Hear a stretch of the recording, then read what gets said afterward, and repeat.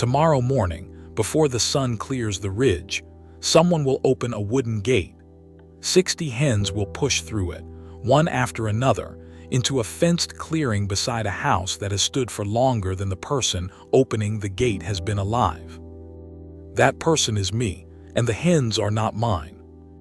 They belong to my younger brother. He built the coop, chose the breed, learned the feed schedule. Then one day he received an invitation to volunteer in Bhutan for 2 years. He packed a bag, said goodbye, and handed me the gate key. I had never raised a single chicken. I had never been responsible for anything that could die if I forgot about it. But that small handoff, that one key, changed the direction of my life more than any decision I have ever made on purpose. This is a story about 60 hens in a Karen village in western Thailand, on the edge of Phu Toei National Park. It is also a story about what happens when you inherit a job you did not choose and discover that the job is building you. According to the Food and Agriculture Organization, family poultry accounts for roughly 90% of total poultry production in low-income, food-deficient countries. In many of these communities, backyard flocks contribute between 20 and 30% of total animal protein supply. The numbers matter because they reveal something most people in cities never think about. An egg is not a grocery item.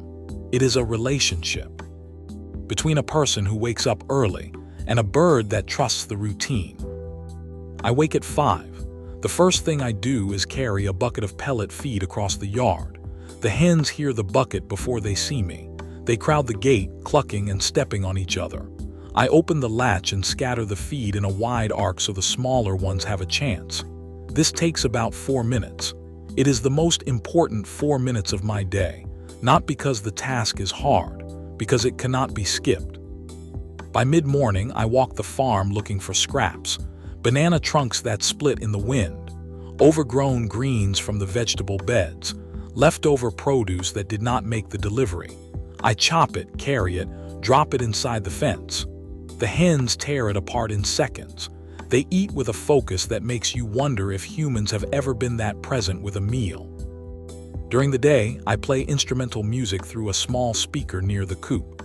Some research from small-scale poultry trials suggests that calm music may reduce stress in laying hens, with a few farms reporting up to a 6% increase in egg yield. The science is not settled, but I have noticed something simpler. When the music is on, the hens move slower. They dust bathe longer. They sit in the nesting boxes without startling at every sound. Whether that is the music or just my own projection, I keep playing it. The farm is quieter and so am I. In the afternoon, I collect eggs, 30 to 40 per day depending on the season and how many hens are laying. I carry them in a plastic crate lined with newspaper. Each egg is warm. Each one is evidence that the morning routine worked, that the feed was enough, the water was clean, the coop was safe. But the coop is not always safe. Living beside a national park means sharing the land with animals that see your hens as food.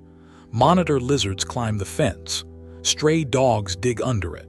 One morning, I found a reticulated python curled inside the nesting box, a visible bulge in its middle. You do not forget that image. You cannot. We have chased monitors with sticks. We have patched fence holes at midnight. My father, who built most of the coop by hand, once spent an entire afternoon reinforcing the wire mesh after a dog attack killed 3 hens in one night. When I say we, I mean my whole family. My mother, my father, my siblings. The coop was a group project from the start. The fence posts were sunk together. The nesting boxes were measured and cut together. My father did the heaviest work, but everyone carried something. That is the part of farming no one photographs.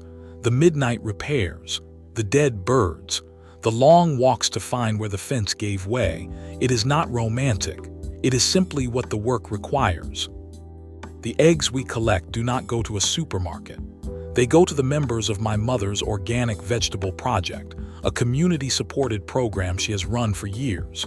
Each egg sells for 10 baht. That is less than 30 cents.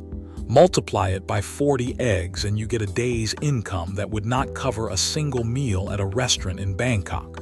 But the eggs are not the point. They never were. Before I took over the hens, I had a simple financial system. I asked my father for money and he gave it. I did not earn it. I did not track it. I did not connect money to effort. This is not an unusual story. Many young people in rural Thailand live this way, just as many young people everywhere live this way until something forces the connection. For me, that something was 60 birds that needed to eat every single morning, whether I felt like getting up or not. The psychologist Albert Bandura spent decades studying what he called self-efficacy, the belief in your own ability to accomplish a specific task. His research, first published in 1977 and expanded through the 1990s, showed that the single strongest source of self-efficacy is what he called mastery experiences. Not advice, not watching someone else succeed, doing it yourself and seeing that it worked. A mastery experience does not need to be dramatic. It can be as small as feeding 60 hens for a week without losing one, then a month, then a year. Each successful repetition builds a quiet confidence that has nothing to do with praise and everything to do with evidence. You did the thing worked, you believe you can do it again. That is exactly what happened to me. I did not set out to learn discipline. I set out to keep my brother's hens alive until he came back from Bhutan. But somewhere between the first morning and the 400th, the routine stopped being a chore and became a structure. The hens needed me at 5, so I was awake at 5. The eggs needed collecting, so I planned my afternoons around them. The feed needed buying, so I learned to budget. The fence needed fixing, so I learned to use tools. None of these skills arrived through a course or a book. They arrived through a gate and a bucket of pellets, repeated every day until the repetition became identity. I used to think that big changes required big decisions. A new city, a new career, a dramatic turning point. But the biggest change in my character came from the smallest possible job. Keep the birds fed, keep the water clean, collect the eggs, repeat. My brother is still in Bhutan. The hens are still here. Some of the original flock have been replaced because hens age out of peak laying after 2 or 3 years. But the routine has not been replaced. It is the first thing I do every morning and the last thing I check every evening. The gate, the feed, the water, the fence, the eggs.